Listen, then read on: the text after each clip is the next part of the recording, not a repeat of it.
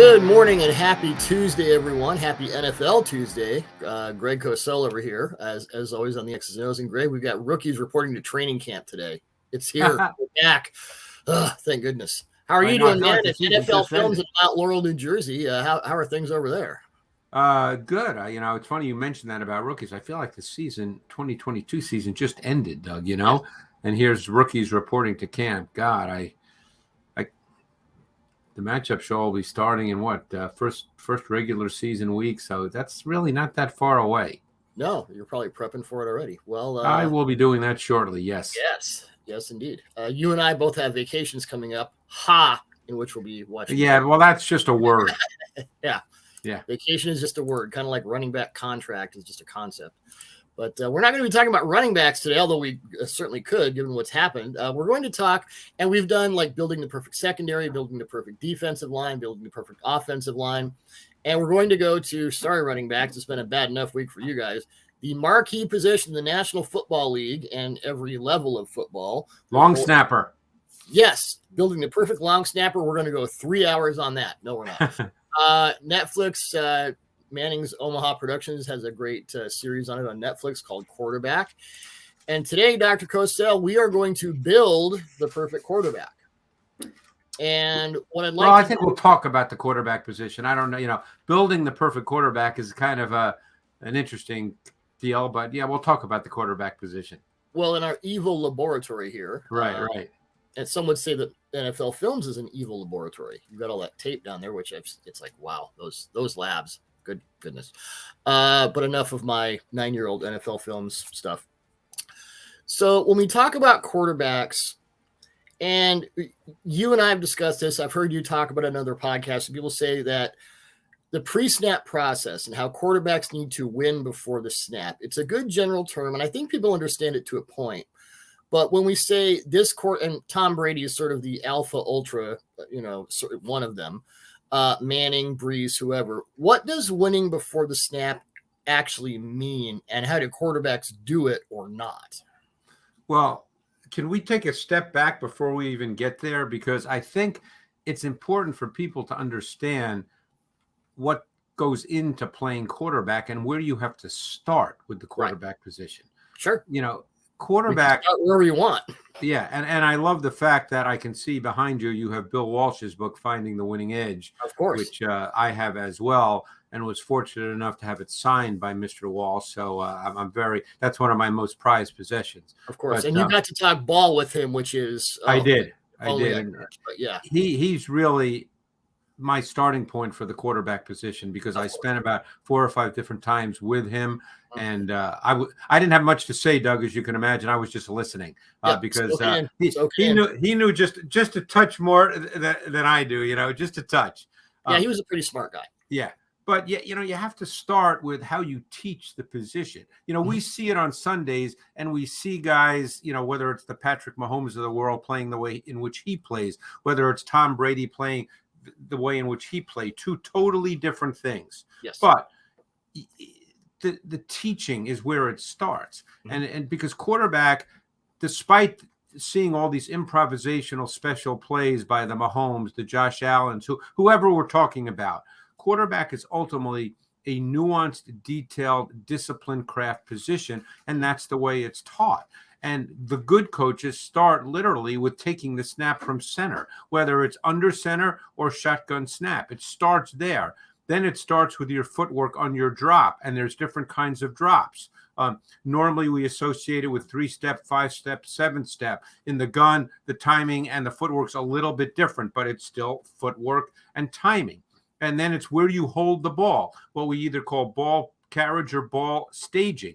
You have to hold the ball in a certain spot. You can't hold the ball up here. Remember when Aaron Rodgers came out of Cal playing for Jeff Tedford, he held the ball literally up by his chin. And that got changed as soon as he got to the NFL because It's very hard to do anything athletically with your hands up here. And then you don't want to hold the ball too low either, down by your waist. You never want to be down by your waist. So all these things go into the starting point for how you teach a quarterback. Now, they may seem to people like, well, a guy gets to the NFL, he doesn't need to be taught that. That is absolutely not true.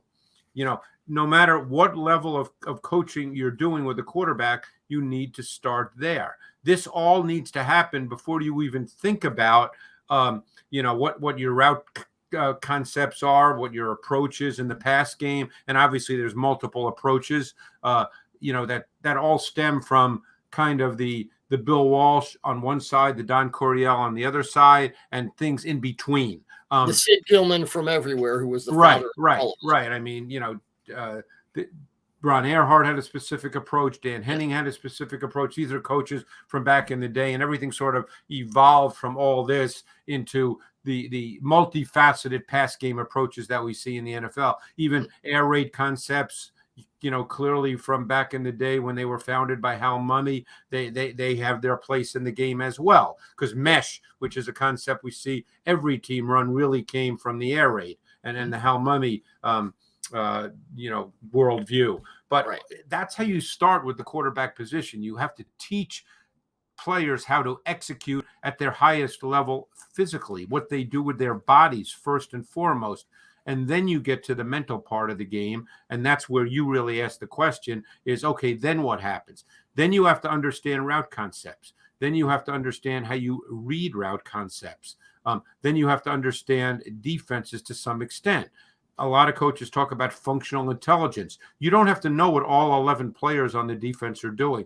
That's not humanly possible to function. You have to understand what your route concept is, and then the defenders that dictate where you throw the ball based on the route concept. It might be one defender, it might be two defenders, but it's never going to be 7 defenders or 8 defenders. It's just too much. Otherwise, you can't play. There's something, and you've mentioned this on a couple different shows I've heard, and I thought it was a great way to put it. And I guess instead of winning before the snap, I want to go into this and what you mean by it, because it really sums it up nicely to me, is isolation and elimination. It's funny. I actually came up with that term in my own mind about 7 or 8 years ago. Everybody calls it processing, and that's a good term as well. But as I watch tape, I start to think to myself, and spending time with different people, obviously, and you just get different thoughts that pop into your head and different things that resonate. I start to think to myself that, what do you really want to do as a quarterback? You want to be able to eliminate where not to go with the ball and isolate where to go with the ball within the timing and structure of the drop and the route design. That's what you're ultimately doing, because no coach rolls the ball out. As much as we see Mahomes and Josh Allen and quarterbacks that can make those special improvisational plays, no quarterback in practice, in training camp, rolls the ball out and says, you know what, guys, we're just going to run around and see what happens today. And by the way, those quote unquote unstructured plays, I believe me, I watched Russell Wilson come up from third round pick to where he was in Seattle. I know for a fact those unstructured plays, they're rep too. They're in the playbook too. They have scramble drill routes that Doug Baldwin used to run all the time. Those are repped. It's not like, oh, Patrick's going to go nuts over here. No.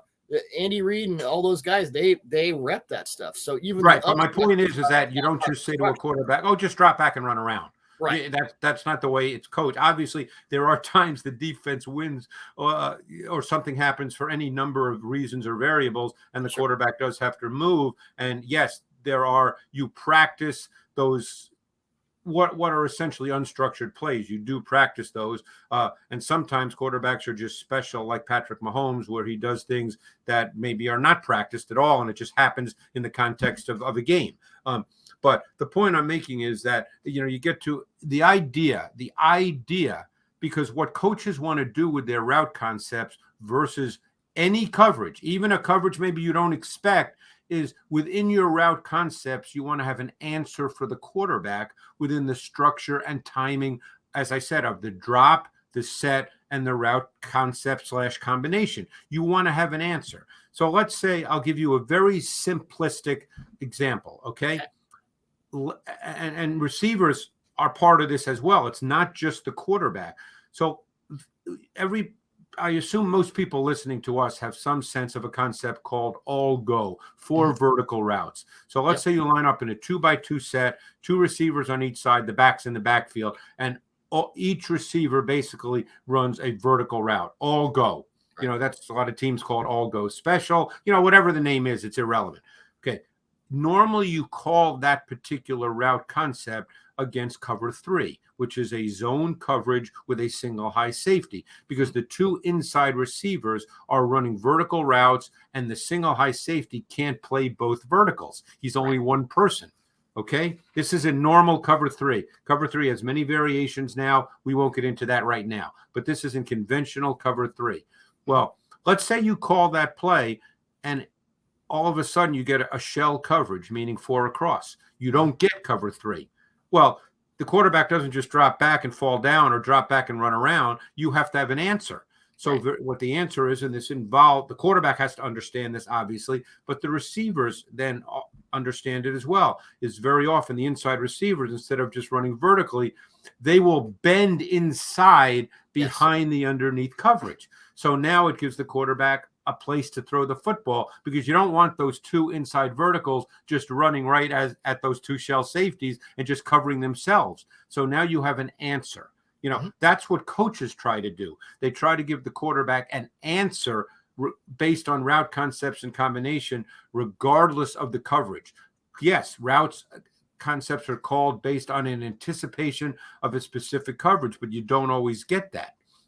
So what I'm trying to get at, which gets back to your original point, is the great quarterbacks can come to the line of scrimmage based on their film study. And they know this even before they come to the line of scrimmage, but obviously they have to look at the defense.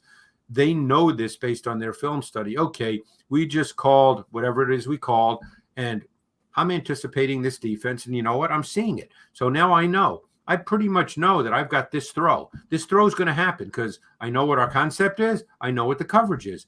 The really good quarterbacks get to the point where a high percentage of the time they know the answer to that. You know, they know the answer to the test before the ball snapped.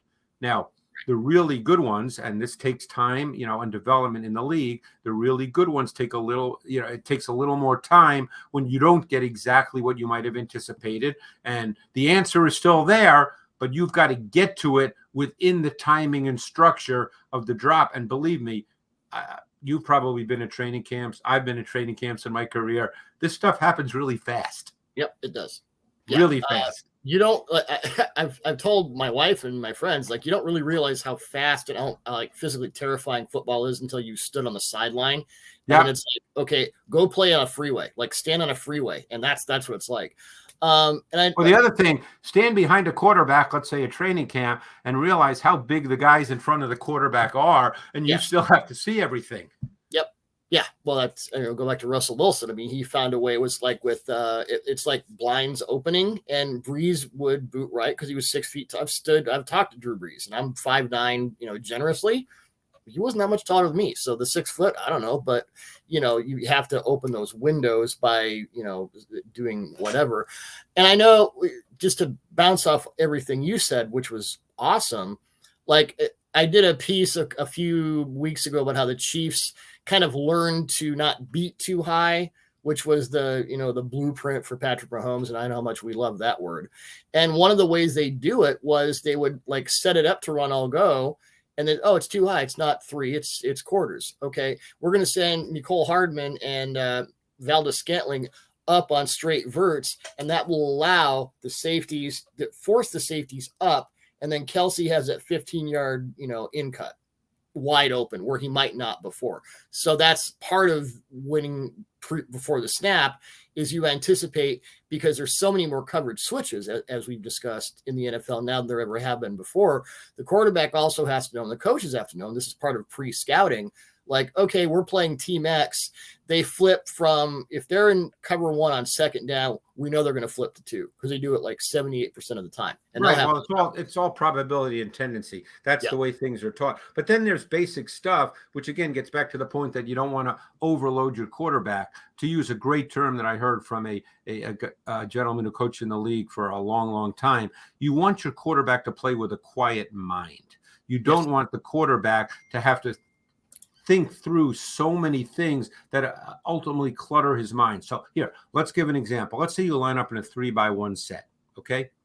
Which means 3 receivers to one side and a single receiver 99.9% of the time to the short side of the field, the boundary, okay? And let's say the corner over that single receiver is playing press man. Mhm. Well, it doesn't matter at that point what's happening. If it's single high safety, this is okay. It doesn't matter what's happening to the 3 receiver side. They could be in 6 different hybrid coverage looks. You're going to throw to the 1-on-1, because in the NFL, it's matchup football. So if you know you have a 1-on-1, you go to the 1-on-1. What's happening to the trip side, the defense could be doing really cool stuff, and they could be trying to confuse you till, forever, but it doesn't matter. That is not your concern. You've got 1-on-1 with ideally a really good receiver, because more often than not, your boundary X is a really good receiver on your team. So you know what? You work the 1-on-1. That's so it comes down to how you coach it, how you teach it, and functional intelligence. You don't need to be looking at so many different things. And I think what happens with some young quarterbacks, and some are just really super intelligent, like the Joe Burrows of the world, who just have an ability Burrow for his see it in the NFL is just preposterous. to see it and collate it. It just happens like that. But that he's the exception, Right. But for a lot of young quarterbacks, they get caught up in, there's a lot of bodies out there. And particularly since the NFL game with the hash marks closer together, it's played more in the middle of the field. The college game is played far more on the perimeter because the hash marks are wider. So you get a lot of college quarterbacks who come into the league, and all of a sudden they feel like there's 15 defenders out there. And in fact, Kevin O'Connell, now the head coach for the Vikings, told me that when he got to the Patriots as a 3rd-round pick out of San Diego State, they were in a spread offense. He said, "Oh my God, I thought there were 15 defenders on the field, because everything now is in the middle. And if you start trying to, it was all right here, if you start trying to figure out all of that like it's a mathematical equation, you're going to be about 3 weeks behind the play, Right. So there's good offensive coaches and good play designers create route concepts and combinations where the quarterback does not have to think through, a mathematical equation. They can kind of see 1 or 2 things and go, okay, now I know where to go with the football. Okay, let's extrapolate that to this. And this is another question I had. The pure progression read quarterbacks and what we call the see it and throw it guys. And there are see it and throw it guys who have advanced to very high levels. There are see it and throw it guys who have played in the Super Bowls. But how far can you get with a guy who's stuck in pure progression and see it and throw it? And where is that line of delineation? What can't you do? And when do you start to hit the brick wall? Well, maybe we should tell people what pure progression is. Yes. Because, that's a term that is used a lot. I set you up for that, Dr. Cosell. What's that? I set you up for that, Dr. Cosell. Yeah, because pure progression is what you get a ton in college football. So the quarterbacks are used to that when they come into the NFL. Pure progression basically is trying to simplify the game for the quarterback, because pure progression is not asking the quarterback to have to read defenses. And when I say read defenses, yes, do you have to know whether it's middle open, middle closed? That's about as much as you really need to know, other than maybe a blitz alert. But you don't need to know the nuance and detail of all these coverage, because what pure progression means is, here's a route concept. Okay, there's a primary read, there's a secondary read, and there's a third read. You take the snap. You look at your primary read. If he's not open, you don't throw it to him. Doesn't matter why he's not open. The defense isn't important. He's not open. Then you go to your secondary read. If he's open, you throw it to him. If he's not open, again, he's not open. Doesn't matter why. Now you go to your third read. If he's open, ideally at that point he's open, you throw it. If he's not, then you would probably break down and leave the pocket. But the point is you're simply looking at your receivers based on the route concept. If he's open, you throw it to him. You're not really reading the coverage or saying, what's that underneath linebacker doing?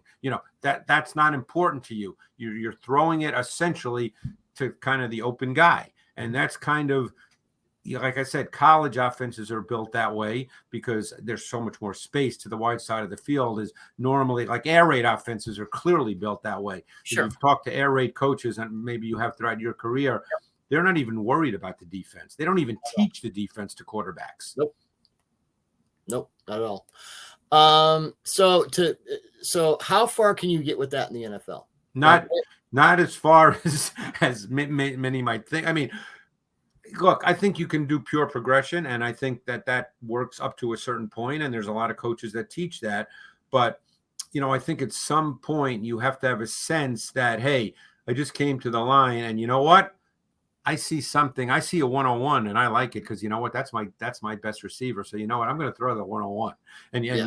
you abandon the pure progression because you see something from the defense. Now, again, I'm not suggesting that, like I said earlier, you have to understand the entire defense and the whole field and 11 guys. That's too much.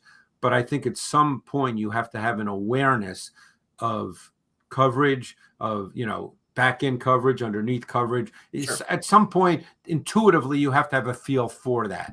Like I said, you don't have to know every detail and nuance of every single defense and every single coverage and every single thing. But you have to have. I think you have to have more than a cursory feel for it. Sure. And if I'm Kirk Cousins and I know that Justin Jefferson is my backside X ISO and he's going to press that corner vertically, who's playing press man, and then he's going to bounce off on the 15-yard in cut. And I have never seen any cornerback cover Justin Jefferson on that. When he presses you vertically and you think you have to go 30 yards upfield and he cuts in at 15, go home. Well, he has a unique ability to be able to cut good. at full speed with those with that stride length that not many receivers, throughout the years have been able to do. There's only been a few, and he's got that ability. Yeah, so sometimes the math is easy. And we've talked enough. We all talk about mobile quarterbacks and the ring on that. I want to talk about pocket movement as opposed to outside the pocket. And Brady to me was the best at this. I love to watch Joe Burrow, but I want to bring up Mahomes as a pocket movement guy, as a guy who will stay inside the pocket and win from the pocket. And you and I have both, when we've written up Mahomes and other quarterbacks like that, and there aren't too many, but that sort of intrinsic feel he has for bodies around him that not a lot of quarterbacks have, but you don't have to be mobile to have great pocket movement. So let's talk about that and the importance of pocket movement to being a truly great quarterback. Yeah, Dan Marino was a master at that as well back in the 80s and through his pretty much until he tore his Achilles, when his whole kind of game had to change and he couldn't move. But Marino would probably run a 5.6 40, and he couldn't, he was not a runner out of the pocket, but he had a great feel for moving within the pocket. Sure. I think that's a really important trait to have, even if you're capable of running out like Mahomes, or Josh Allen. I think that movement within the pocket is really, really important. Just based on, I've been watching quarterbacks and talking to a lot of people for a lot of years. Because keep one thing in mind. What does your quarterback have to be able to do, Doug, when you think about it? Okay. He has to be able to function intelligently and athletically. And pocket movement is an athletic movement. You don't think of Brady as an athlete. You don't think of Marino as an athlete. Burrow moves well, but you don't put him in the same category as the Mahomes or Josh Allens of the world, or even the Justin Herberts of the world, and the ability to move. So you have to be able to function intelligently and athletically at game speed amidst a lot of chaos. There's a lot of chaos. You're in kind of a cauldron of fire. So you have to be able to at times move, but at the same time maintaining balance, maintaining footwork, and keeping your eyes downfield. You never want to look at the rush. Now, there have been quarterbacks that have done that. Russell Wilson throughout his career. And again, you would never teach someone to do this, but he was able to do it at a high level, maybe because he was 5'10". Russell Wilson dropped his eyes and looked at the rush and had a rare ability then to pick his eyes back up and kind of reset where to throw the football. You would never teach a guy to play that way. Yeah, and I know, and you would certainly extrapolate it. Coaches were like, God, but there's only so much you can do. Right. You would never teach that. You never want a quarterback to use the term we use, read the rush. Right. But so you have to have a feel. One of the first things I learned when I started working with Ron Jaworski back, 1989 or 1990. And, he said to me, you never want to see the rush. You have to feel the rush. Mm-hmm. And, as a quarterback, certainly quarterbacks who are more pocket driven growing up in the game, like a Marino, a Dan Marino, or a Tom Brady, or a Drew Brees, they grow up feeling the rush because their first instinct is not to leave. Quarterbacks who are great movers, like a Michael Vick, for instance, who to me is still just ridiculous when it comes to the athleticism. Guys like that were always the best athlete on the field. So anytime they felt anything, they were gone because they were the best athlete on the field, and they could make something. I get away with it, and it's fine. Yeah. Right. But, you want to have the ability to move within I've always used the analogy of an area the size of a boxing ring, but kind of smaller, but use that as just a general kind of visual principle. But you want to be able to do that because that allows you to stay within the structure and timing as well of the route concept and the route design. And just to back off of, to go from one sport to another, Ali is the one who comes to mind because he was always looking to extend the ring, as opposed to a guy like Frazier who wanted to cut it in half, and then thirds, and then quarters, and you can't breathe, and he's just punching your lights out. Well, Ali, one of the reasons that was, and of course the rope-a-dope and with Foreman, was Ali was looking to extend that area. Not, I mean, he can't make the ring bigger, but he can make it seem bigger because you're always trying to catch him. So Ali would have been a great pocket mover, kind of in that sense. No, that's a great analogy. I mean, that's a great point. But yeah, that to me, just, from watching years and years of quarterback play, I think that's a really important trait personally for a quarterback. Even quarterbacks that can run out of the pocket and make plays. I think there are times, you want to move within the pocket and not just get out of the pocket. Well, I think one of the things that makes Mahomes kind of one of one now and maybe ever is the fact that he has become such a good in-pocket mover. That's like, God, what do you do now? What do you do now? Well, he's great in the pocket. He's great out of the pocket. What the hell do we do now? And when all said and done in this league, because defensive coaches, they're pretty good too, and defenses are pretty good too, is you really don't have a passing game if the quarterback cannot go through progressions. Right. You can't just drop back and take off. No matter how athletic you are, how good you are, you have to have, your quarterback has to be able to go through progressions and understand how all that works, or you don't really have a passing game. The mantra in today's NFL, Greg, is that it's all about creating and preventing explosive plays. So when we talk about explosive plays, how important is it for a quarterback to have a laser rocket arm? And if a guy has everything else but that, how do you sort of work around it? Well, arm strength is a relative term, okay? Because there's arm strength and arm talent. And it's a relative trait, okay? Right. I mean, Josh Allen obviously has a gun, a ridiculous gun. Sure. Do you need to have that kind of gun to play in the NFL? Of course not. Joe Burrow does not have a gun. And in fact, you'd probably say Joe Burrow has everything but a gun. So it's a relative term. Are there throws in games that, quarterbacks that have big arms make, and you and I and anybody watching those throws go, oh my God, what an unbelievable throw. Yeah, there are plays like that. And by the way, quarterbacks know what throws they can make and what throws they can't make. Yes. There are probably throws that Josh Allen makes that Joe Burrow knows he can't make. There are probably some things Joe Burrow can do that maybe Josh Allen can't do. Quarterbacks are different, which is why this gets to something, how I feel strongly about this, which is why I struggle making lists of players, because, you get into different traits and how those traits get applied on the field. So do you need a gun to be No, you don't need a gun. But are there some throws that some quarterbacks that don't have a gun can't make and are not likely to even try because they know they can't make them? Yeah, those throws happen in games too. But then they can do other things if they're really good, that is. I mean, that's what we're talking about. Well, and that's, how much does having that big arm, how much of it is a get out of jail free card, and how much of it is sort of its own metaphorical prison, in that you're so convinced you can just bang it through anything that you try and bang, and you make all the throws, but you also make the throws to get your coach fired. Like, you make all the throws, including. Yeah, well, now you're talking about guys that have, bad decision makers or are so egotistical about their arm strength that they think they can do anything. And, those guys, you hope with experience that gets channeled so they don't do that. I mean, sometimes that's a hard thing to coach. If you talk to coaches, quarterback that drops back and thinks, hey, man, I can make that throw, and he really can't. Not because his arm isn't capable of making it, because there's really not space to make it, but he thinks he can. You do see that, and you hope guys develop over time and understand, hey, what throw can I make and what throw can I make depending on the defense, not my own arm strength. Right.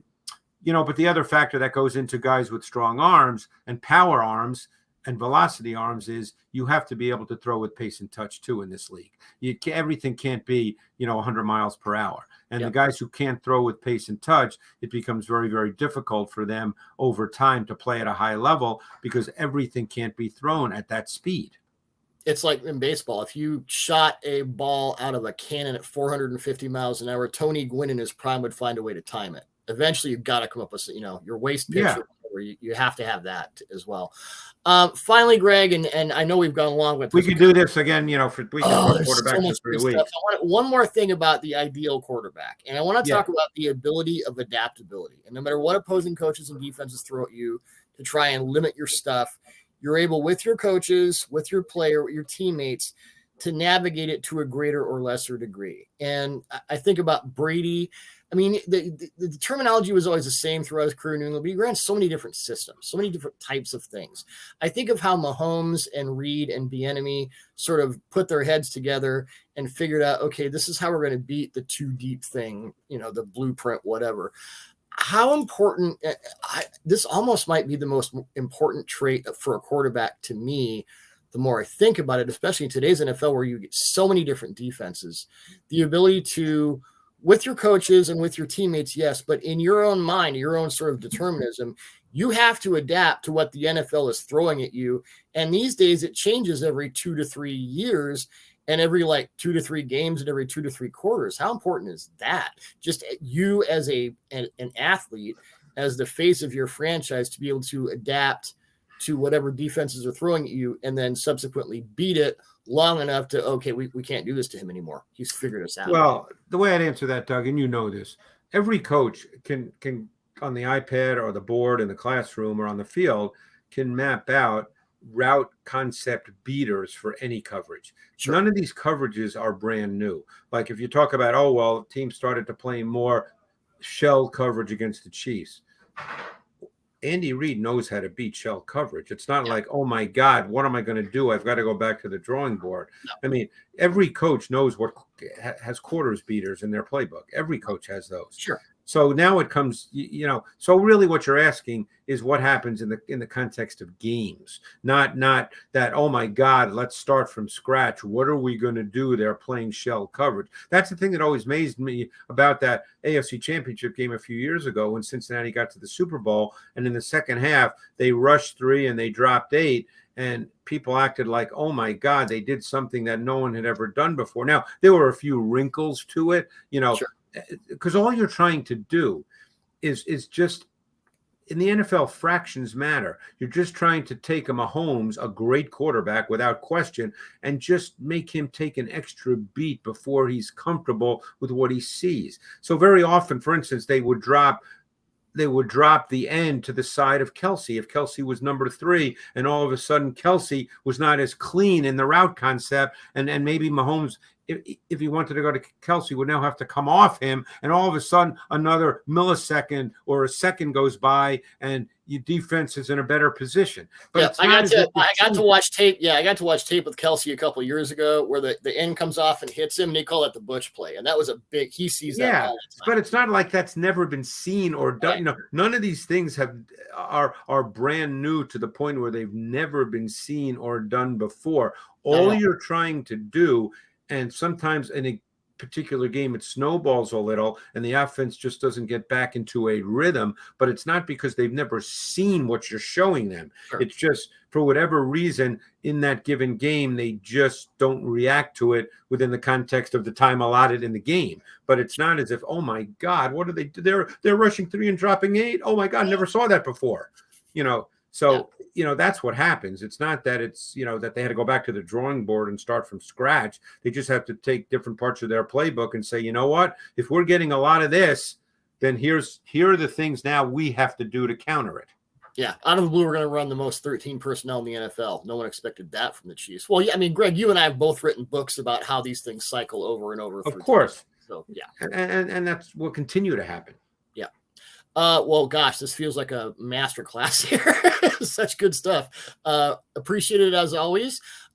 We'll be taking next week off from the X's and O's. This feels like kind of a bonus episode because we covered so much stuff. But we'll be back in early August and through the season. As always, Greg, awesome stuff, and we'll talk soon. Thanks, Doug. Appreciate it.